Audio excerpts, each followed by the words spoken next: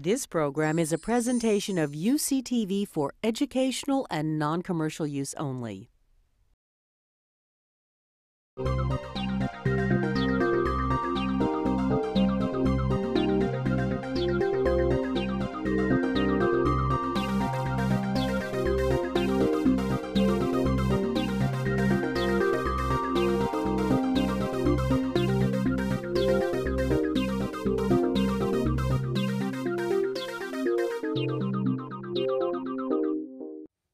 Welcome to A Conversation with History. I'm Harry Kreisler of the Institute of International Studies.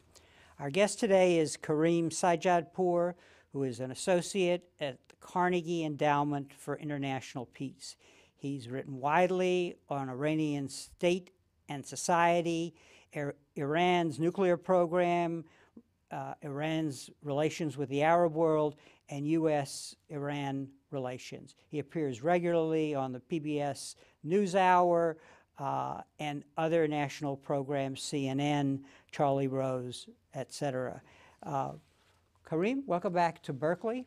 Thank you, Harry. It's great to be back. Help us understand what the Iranian elections tell us about political divisions with Iran, in Iran today. Well, Harry, what transpired June 12th, the Iranian presidential elections, was a truly historic moment, which is continuing to persist at the moment. I think that obviously many people believe that the elections were conducted under a cloud of impropriety. Ahmadinejad, the incumbent, received in 2005, when he was first elected, 5.7 million votes in the first round. This time around, he received 24 million votes, so his vote counted multiplied fivefold, despite the fact that in his first 4 years, he presided over an economy in which inflation doubled, unemployment increased. And Ahmadinejad's challenger was individual Mir Hossein Musavi, who was a former prime minister during the 1980s, someone with impeccable revolutionary credentials, and someone who I think no one anticipated was capable of leading some type of a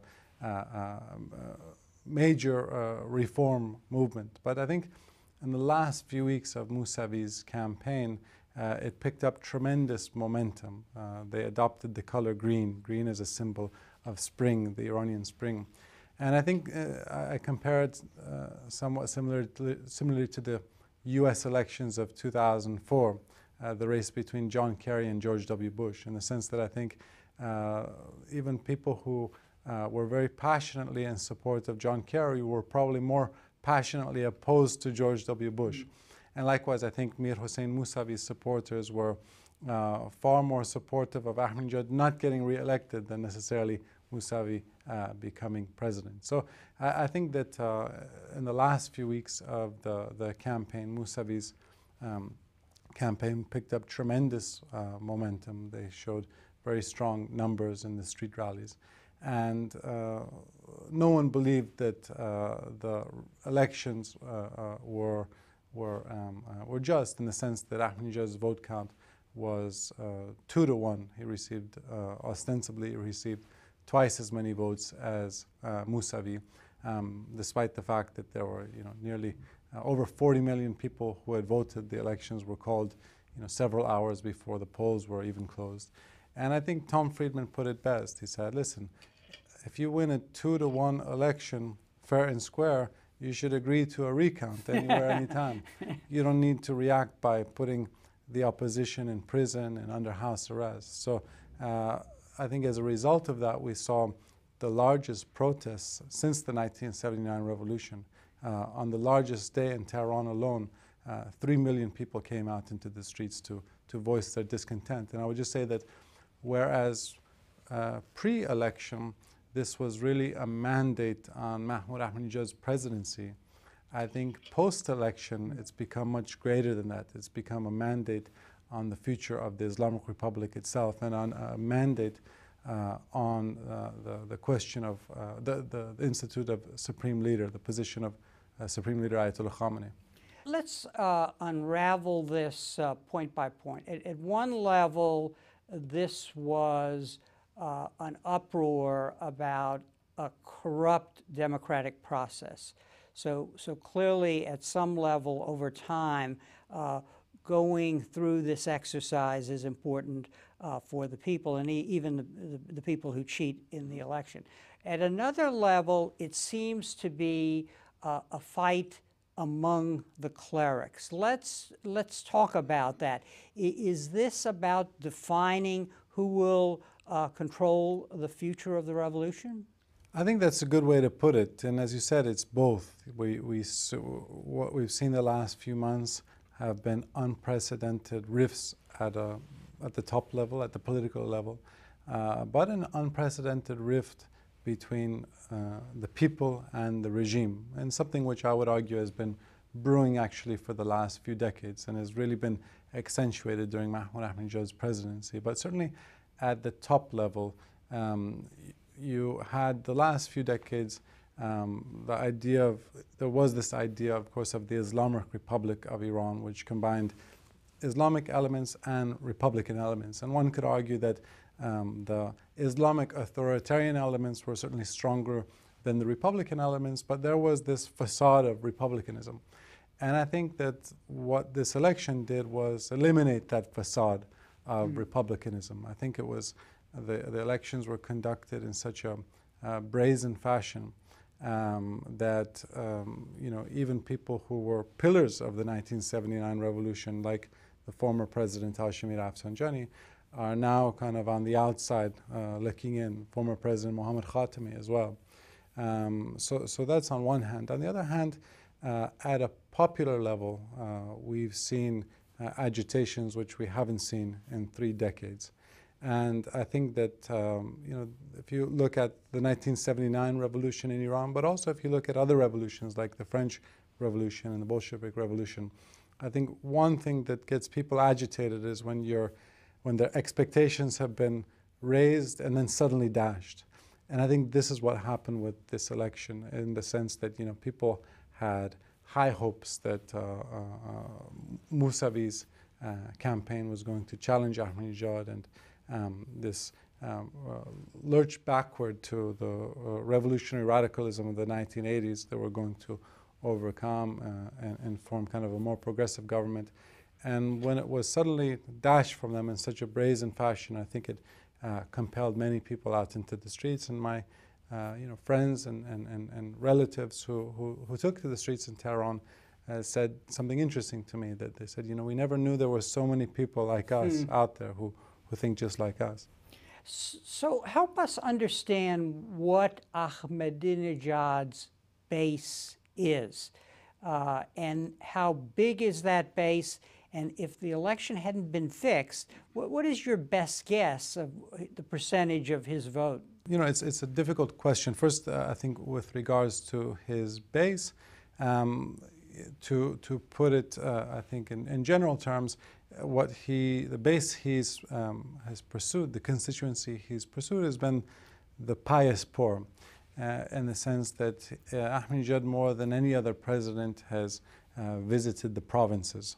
He understands that kind of the urban sophisticates in Tehran and Isfahan and the other major urban areas who have access to satellite television and the internet are not his constituents, and he was never interested in courting them.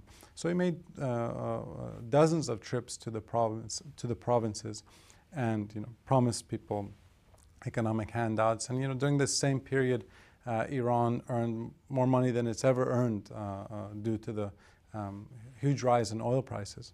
So certainly he does have a constituency. But at the same time, it shows you how profoundly he mismanaged the economy, in the sense that despite the fact that oil prices had more than tripled, the major economic indicators which people most pay attention to in Iran, namely inflation and unemployment, hadn't really improved. So I can only guess and what the true percentages of the vote were. I think that for most people I chat with in Tehran and they know, they say that they don't even think the votes were counted. So I'm sure that there's always one chunk of the population that votes for kind of the more hardline conservative candidate. Traditionally, it's been about 15 to 20% of the population, but I imagine Ahmadinejad given the enormous economic resources he had, is this enormous campaign treasure chest that he could have gotten even, a third of the vote, if not a bit more. I think the only thing that was very odd, though, was the fact that, he won by a 2-to-1 margin, and they immediately moved to imprison the brain trust of the opposition, as if they were anticipating some type of an uprising. Is the concern about doing democracy and republicanism in the right way, is that just a concern of the middle class and the international community, or does the urban poor think about this at all? It's a good question. I think that at the end of the day, like voters around the world, the #1 priority of many Iranians is their economic well-being. And if under Ahmadinejad's watch, inflation had been cut in half and unemployment had been cut in half, I'm not sure if the Republican element of the Islamic Republic would have been as important to them had their economic lot improved. But the fact that it hadn't improved, and I think some of their the social freedoms which had been attained under the administration of the previous president, Mohammad Khatami, the social freedoms and the political freedoms had also been curtailed, I think this kind of compounded the problem. But amongst the middle class in Iran, this idea of kind of a certain democratic culture has taken hold in Iran the last few decades. I think there have been over 30 different types of elections, whether it's presidential elections, parliamentary elections, municipal elections, since the 1979 revolution. So I think people have learned this process of going to the polls and voting.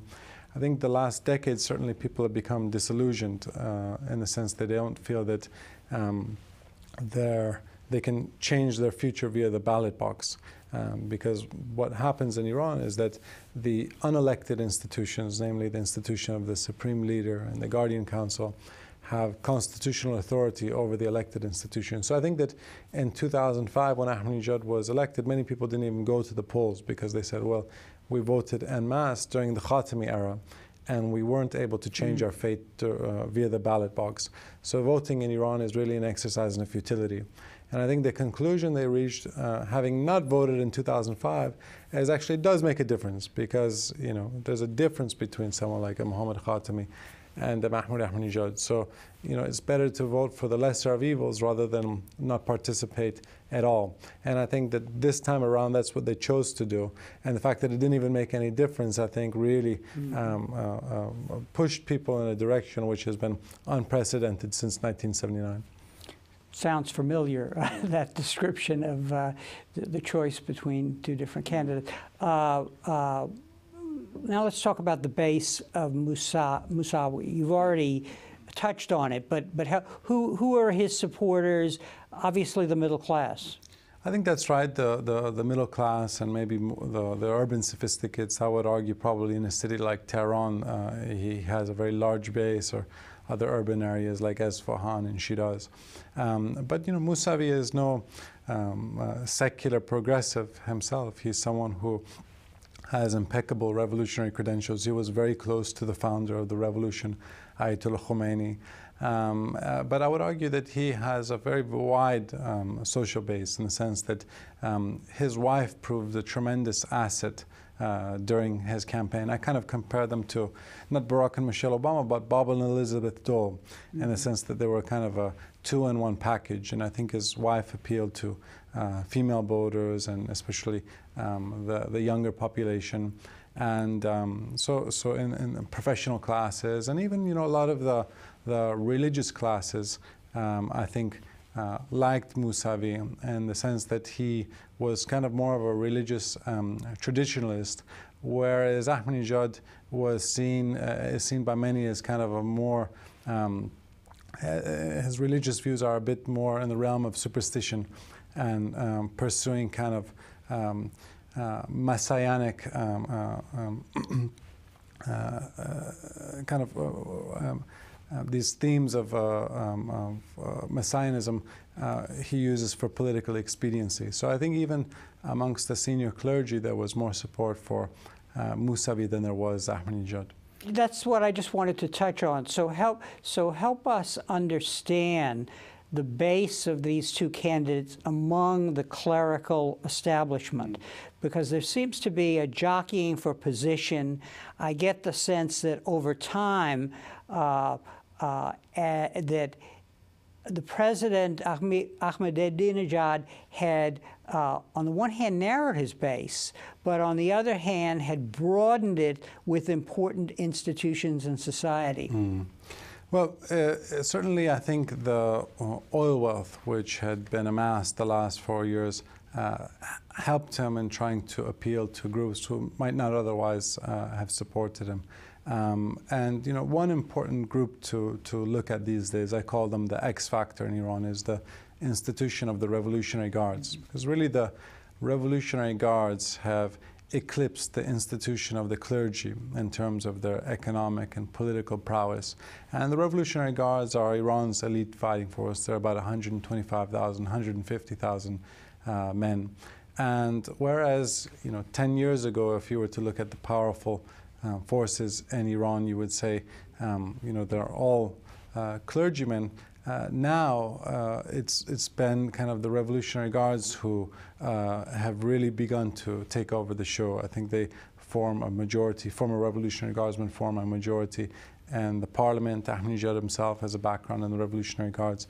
And the Revolutionary Guards are essentially running Iranian foreign policy in places like Iraq and Afghanistan and Lebanon. And neither of these institutions is monolithic, meaning neither the clergy are monolithic, nor are the Revolutionary Guards monolithic. You can find hardline elements in the clergy and moderate elements. You can find very hardline elements amongst the Revolutionary Guards and very moderate elements as well. What I would say, though, is transpired is that the supreme leader, Ayatollah Khamenei, had become more powerful than he's ever been in his 20-year tenure as supreme leader. And one of the reasons why is that he has this tremendous network of institutions at his disposal. If you look at, you know, again, the most powerful institutions, it's Revolutionary Guards, the presidency, the parliament, the Guardian Council. All of these institutions are currently led by individuals who were either directly appointed by Khamenei or are unfailingly loyal to him. And he has long appointed the top commanders of the Revolutionary Guards. And I think that you know, one thing he did with the 2005 election and also this election is to kind of throw his weight and muscle behind Ahmadinejad. I think Ahmadinejad, when we talk about his base and his constituency, well, the support of this one individual, the supreme leader, is probably more important for him than the support, any type of popular support he has. And had it not been for the support of the supreme leader, I don't think that Ahmadinejad would have been elected in 2005, nor would he have been given a second chance this time in 2009.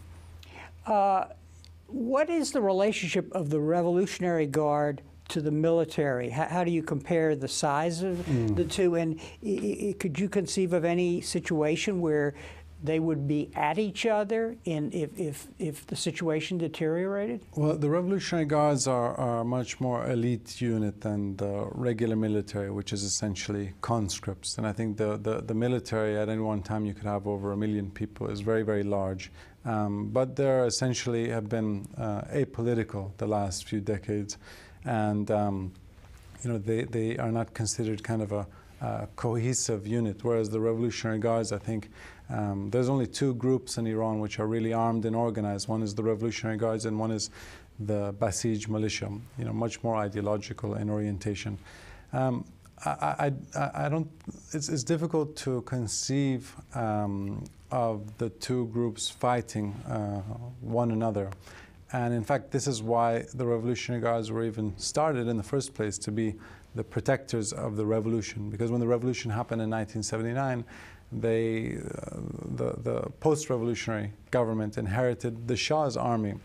And Khomeini was very skeptical of the Shah's army. He said, you know, these guys were trained under the Shah and we can't take their loyalty for granted.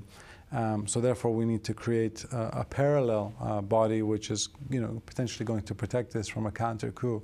And it grew, you know, from probably a few hundred people back in 1979 to the institution which it is today. And so, I think that the army is not going to clamp down on the population in the event of continued tumult.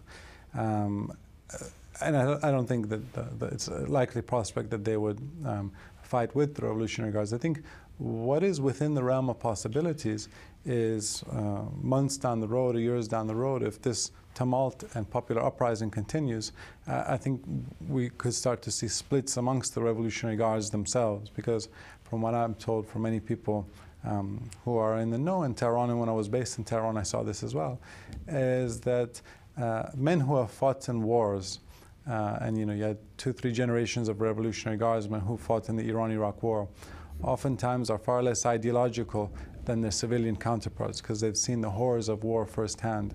And so I think many people have told me that they think a majority of Revolutionary Guardsmen, the rank and file, actually voted for Musavi. So I think that if these popular agitations continue and the Revolutionary Guards are asked to crack down on their own countrymen, we could start to see fissures emerge. But at the moment, the top leadership is directly appointed by Ayatollah Khamenei, and I think so far they've remained loyal to him. How does this whole issue of the Revolutionary Guard and the clerics and their relation to the problem of business enterprise corruption, because when one talks about the division within the clerics, it was alleged that some of the clerics had become, like Rafsanjani, had become fat cats, basically, on the one hand. And then on the other hand, the Revolutionary Guards themselves seem to have gotten into various business, so that there's an element of corruption in the way there is with the Pakistani military. So more is involved than just their military interests. Absolutely. They've, as I said, they've not only, as their political prowess has grown, their economic prowess has grown tremendously.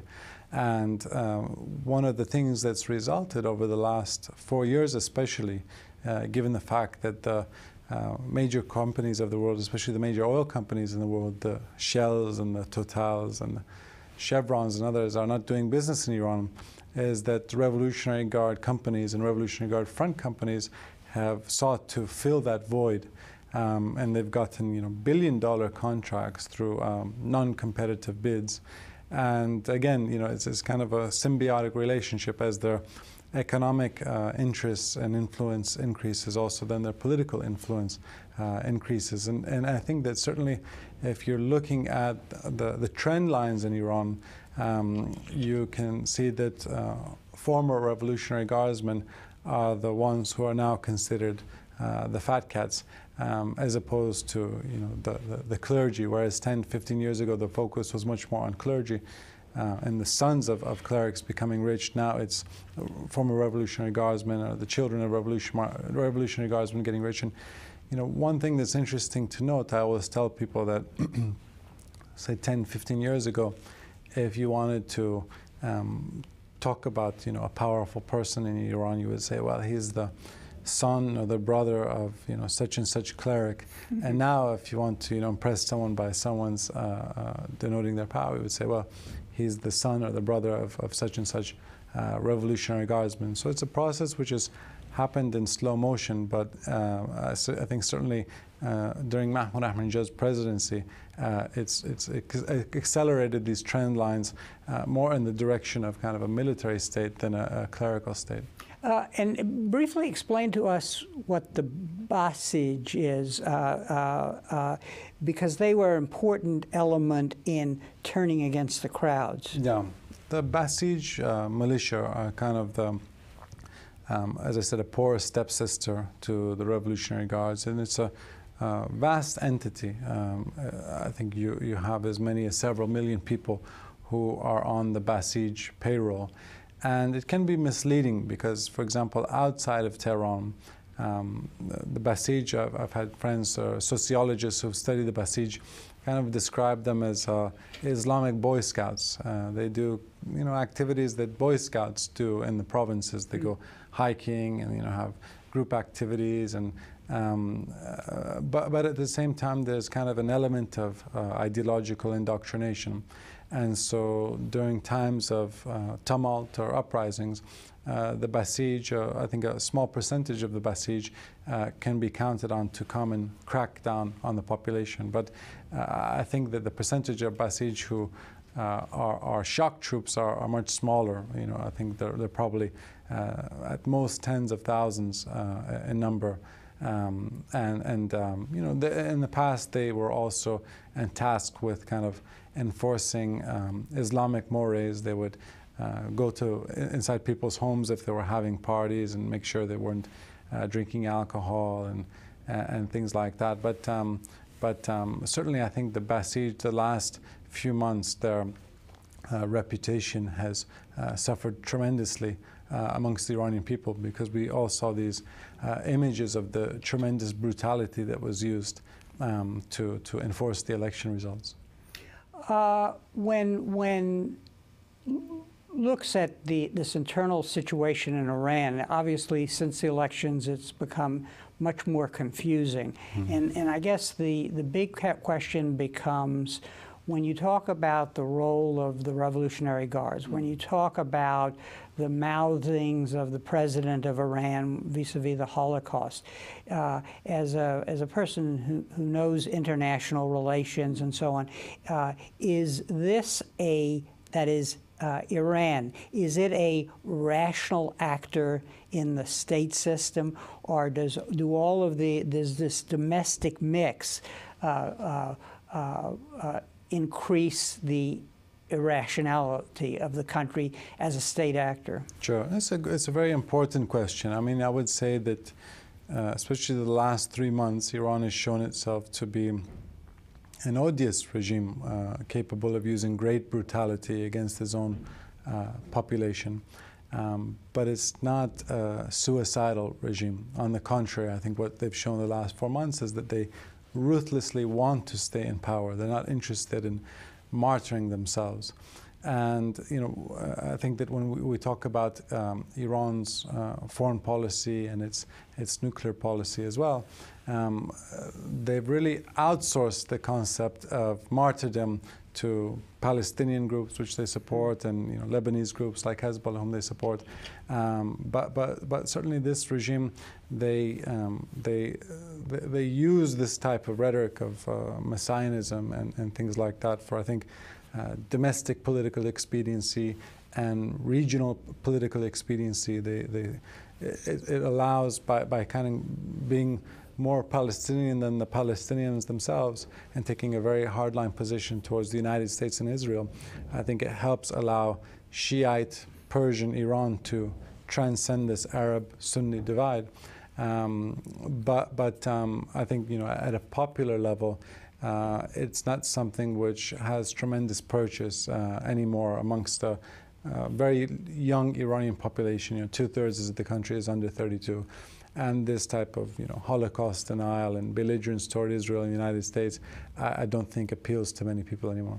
And is the Holocaust denial in particular, do the groups and the president who speak about this, do they actually believe it? And to what extent is there an anti-Semitic base within the country that gives a domestic payoff? I don't think at a popular level this is something that really resonates. On the contrary, I think many people are surprised to know that Iran has the largest Jewish community in the Muslim Middle East. At one point it was close to 100,000 pre-revolution, but to this day you still have about 25,000 people, Jews living in Iran. And so I think at a popular level there's not this type of kind of anti-Semitic overtones don't resonate as they might perhaps in the Arab world. I'll give you one kind of anecdotal example, is that I think if you go to book stands in Cairo or Beirut or Damascus, you will see these books, kind of like the Protocols of the Elders of Zion, being sold. And Iranian newsstands, you won't find that. And I once asked the guy why, and he said, because no one buys that stuff. If they want to ingest that type of propaganda, they can turn on state television. They don't need to go out and buy this. So I think at a popular level, it certainly doesn't resonate. But I think at a political level, this is something, this enmity towards Israel is something that the Iranian elite, particularly this current crop of leaders, these hardline leaders, feel very strongly about. And it's not something that is merely, I think surely it's used for political expediency, both at a domestic and a regional level, but it's something that they also feel strongly in their hearts. And it goes back to the 1960s, before the revolution even occurred. I think many of them, as revolutionaries, cut their teeth on the Palestinian issue. And so I think, if you look at the speeches and writings of Ayatollah Khamenei as well, it's remarkable that, over a 20-year period, the topic which he's probably touched upon more than any other thing has been Israel-Palestine and attacking, quote-unquote, the Zionist entity. And I find this remarkable, given the fact that Iran doesn't have any direct land or border disputes with Israel. There's no Palestinian refugee population in Iran.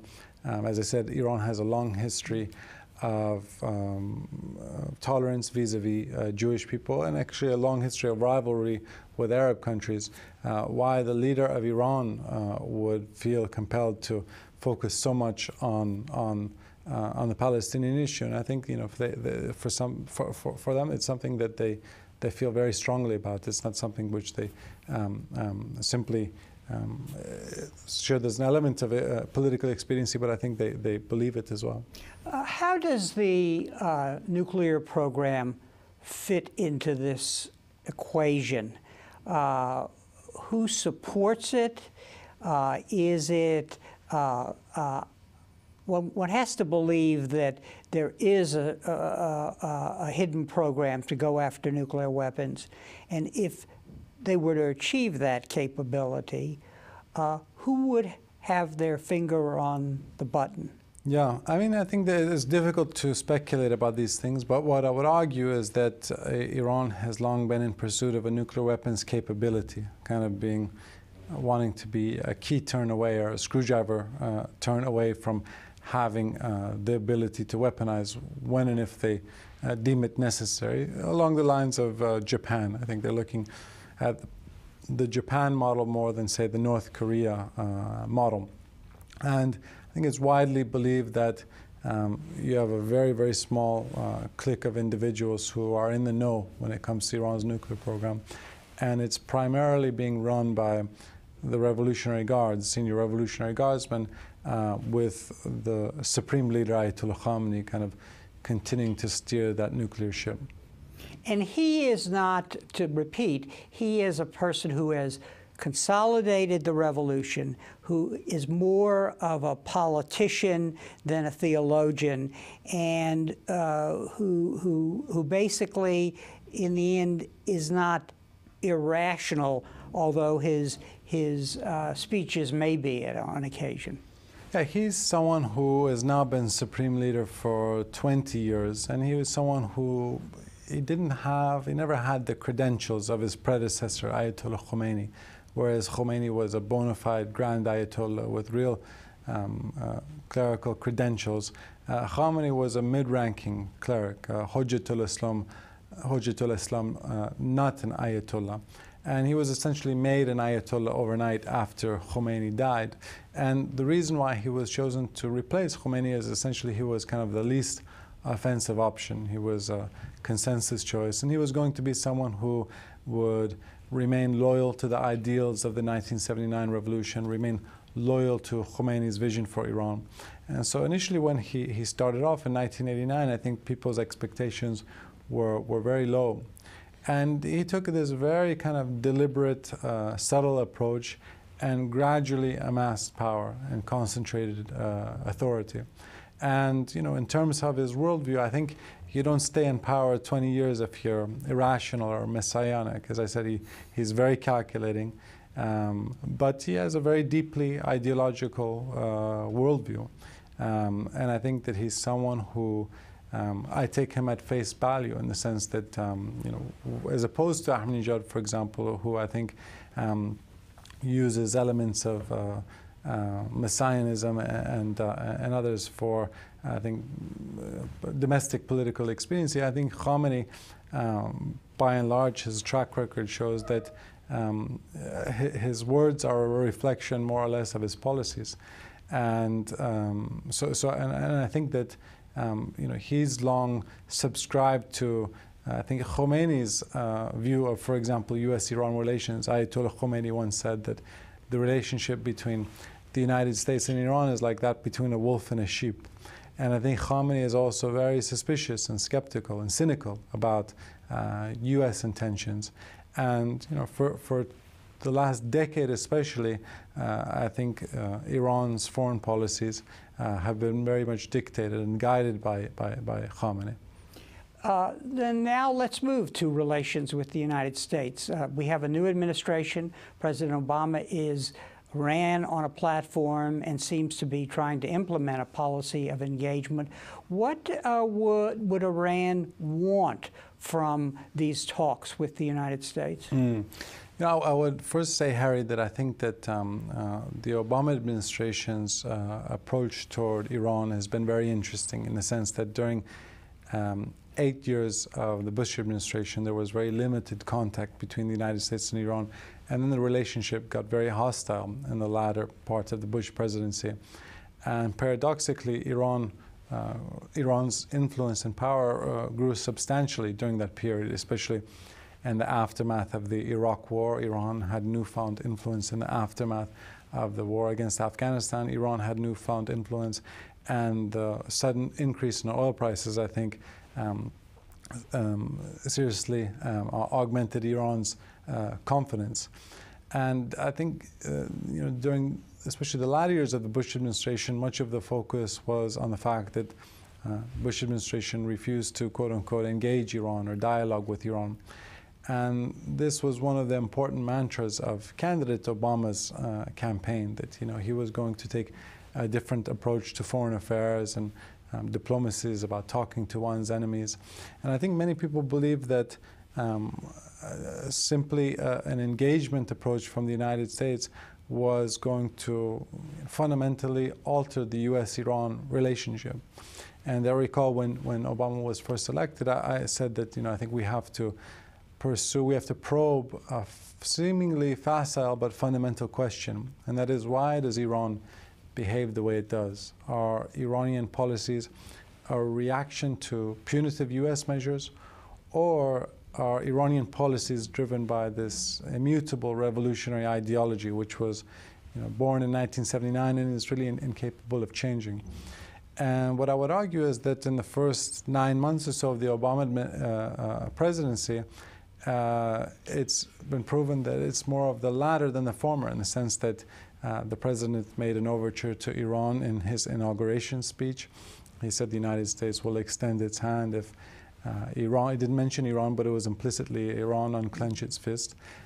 He sent New Year's and Nowruz greeting to Iran, implicitly recognizing the revolution by calling Iran the Islamic Republic of Iran. This was unprecedented. And he sent 2 private letters to the Supreme Leader, Ayatollah Khamenei, assuring Khamenei that U.S. policy was to recognize the sovereignty of Iran and respect its legitimacy, and the U.S. was no longer in the business of regime change.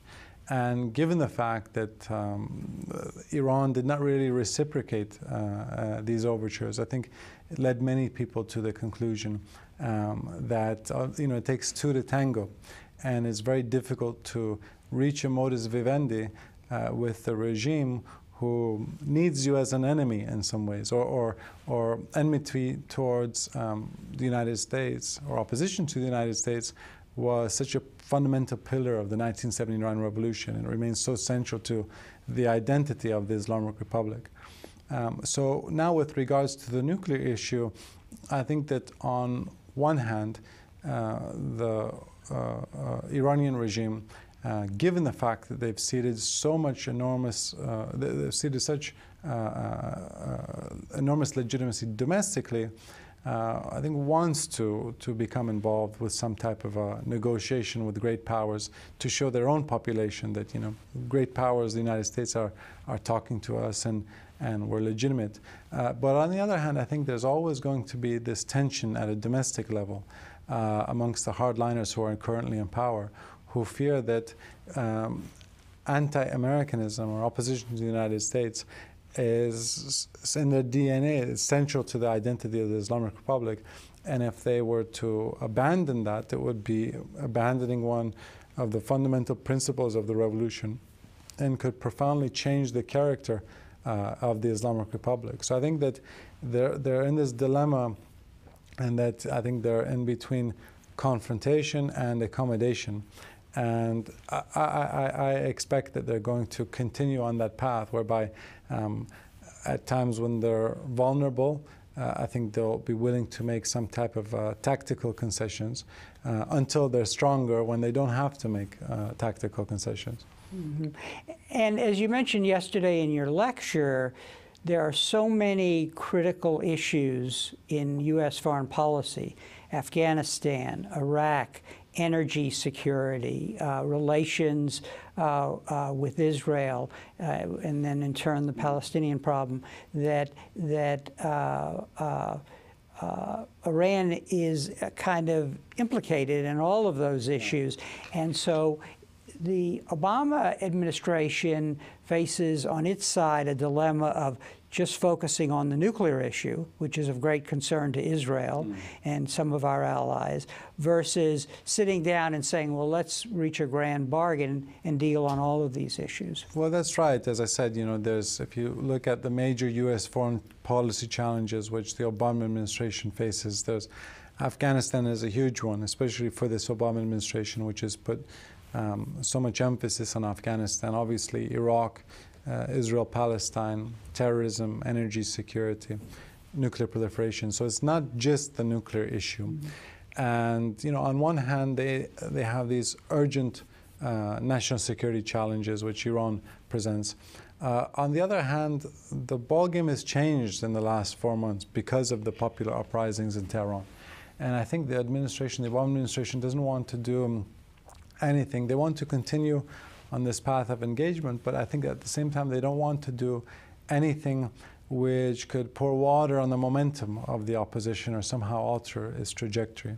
And I think one very legitimate concern that people in Washington and in the administration have is that on one hand we cannot acquiesce to Iran's nuclear ambitions, especially when you have a regime which unsettles Israeli leaders very much with their Holocaust denial and support for Palestinian rejectionist groups and groups like Hezbollah. So on one hand, that's going to be very difficult for the Obama administration to simply agree to disagree on. And if Iran moves forward with the nuclear ambitions, I think they're going to be forced to take punitive measures. On the other hand, I think they're reluctant to antagonize Iran or get into an escalation with Iran because they recognize that Iran could potentially make life much worse for the United States and Iraq and Afghanistan. And these, you know, especially Afghanistan, are important domestic political issues for the Obama administration and the Democratic Party. So it's just remarkable the enormous challenges which the Obama administration has inherited from the Bush administration, and how Iran has a central role in all of these challenges. And the wild card in the deck is really the Israeli threat to attack the nuclear program of Iran. Talk a little about that, because in your view, is this a bluff? Is it under serious consideration? And if it were to happen, would everything regarding stability in the region unravel? I don't think it's totally a bluff. I think when you talk to both Israeli officials and U.S. officials, they say this is not an idle threat. I think that this particular government in Israel, the Netanyahu government, takes Ahmadinejad's rhetoric towards Israel very seriously.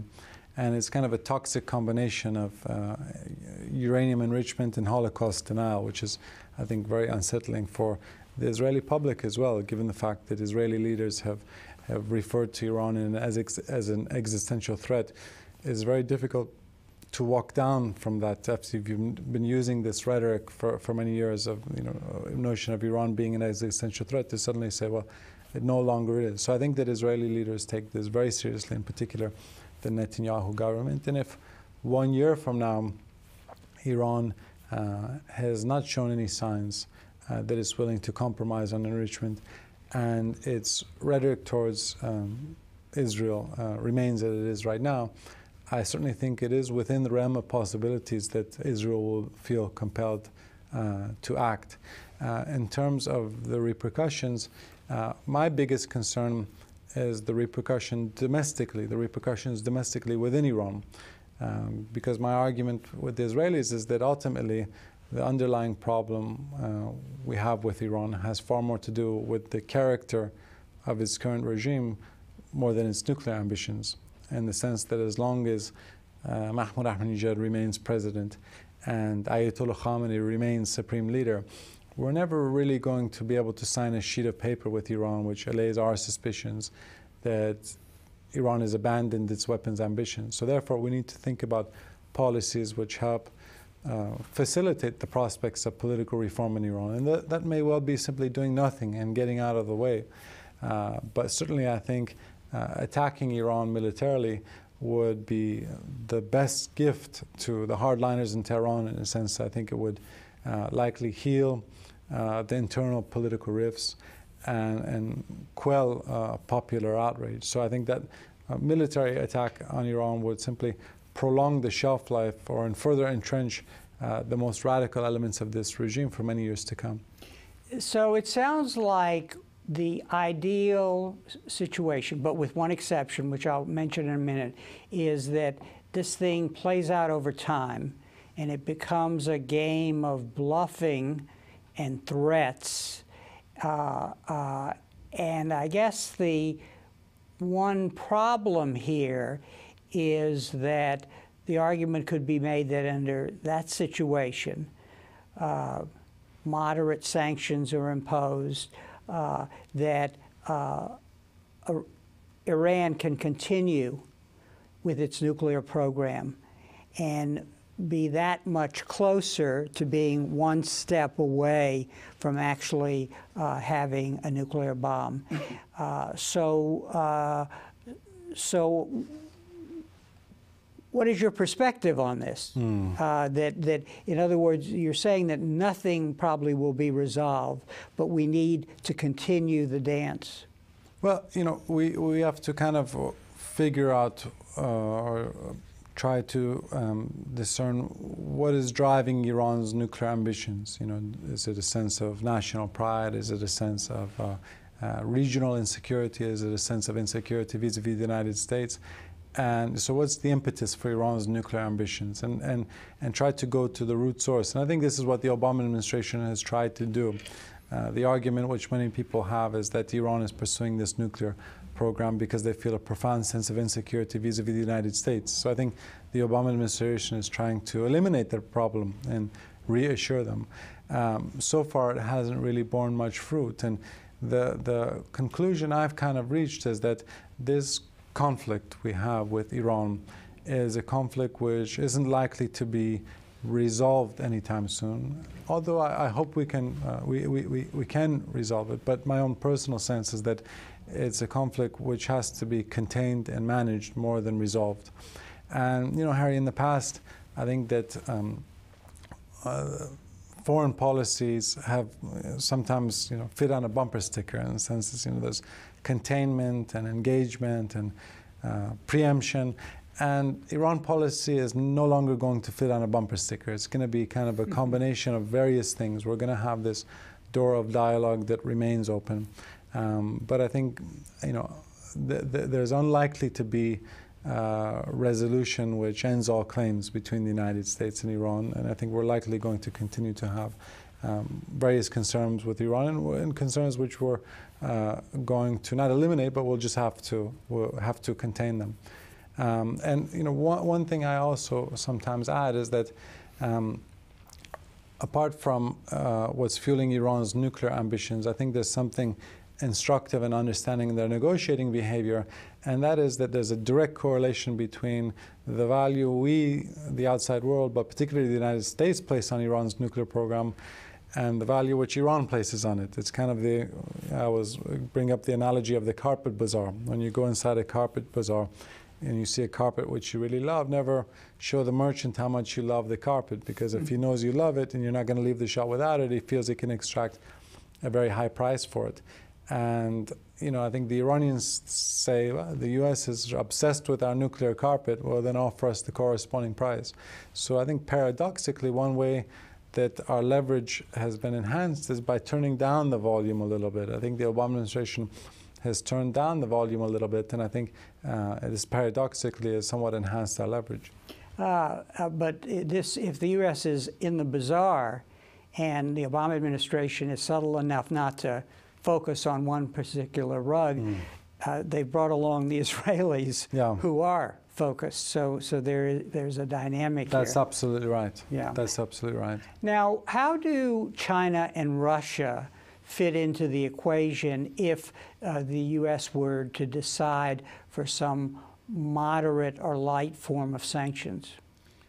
I think that what we've seen in the past is that the Chinese have kind of followed Russia's lead at the Security Council with regards to Iran policy, and the Russian game has been to sign on to sanctions which they themselves have diluted significantly. So they can tell the United States and the Europeans that, you see, we're on board to sanctions, and then simultaneously they wink to the Iranians and they say, you see, we've diluted these sanctions and they're negligible for you. So they've been kind of playing both sides of the fence the last few years, the Russians have. And I actually think that the Russians don't really have an incentive to see this conflict resolved anytime soon, for a variety of reasons, but particularly from an economic perspective. Russia has the world's largest reserves of natural gas. Iran has the world's second largest reserves of natural gas. And Iran could be a major competitor to Russia in European gas markets. Europeans are primarily heavily reliant on Russian natural gas these days, and Iran hasn't been able to exploit its natural gas resources as long as it remains in this, I would describe as a self-inflicted isolation. So I think certainly the last thing that the Russians want to see is some type of a U.S. Iran rapprochement in which Iran emerges from isolation and begins to challenge Russia economically. And I think another point which is important is the fact that Russian leaders certainly don't want to see a nuclear-armed Iran, but I think that for Russian leaders, opposing this perceived unipolar world order is a much more important priority for them than averting the prospect of a nuclear-armed Iran. So I think that they're reluctant to follow the U.S. on this position because they want to kind of assert their own sort of independence. And lastly, I would argue that kind of not taking a clear stance has actually been to Russia's benefit the last few years, because as long as they sit on the fence, the debate in Washington is, what more incentives can we offer Russia to get them on board to sanctions? And privately, behind closed doors, that's also the debate in Tehran. What more can we offer the Russians to get them on board? With regards to China, I think it's a much more commercial relationship. China is a huge energy consumer. Iran is an energy producer, and they simply want to continue doing business with Iran. But I think that if there were to be a U.S.-Iran rapprochement, I don't think the Chinese would suffer as a result of that. I think it's a purely commercial relationship. Looking at the U.S. foreign policy making process and the debate here, what do you think in that American discussion bodes ill for a kind of a rational approach to this problem? Because you're telling us that what we need is patience. subtle understanding of the various dynamics at play within Iran and within the region, persevering over time. Sure. So what worries you the most in the debate, and what are you most positive about in the American debate and policy process? I think, part of the problems is that Mahmoud Ahmadinejad pushes the worst possible buttons in the context of domestic U.S. politics with this, belligerence toward Israel and denial of the Holocaust. He, I think, conjures up emotions, visceral emotions in people.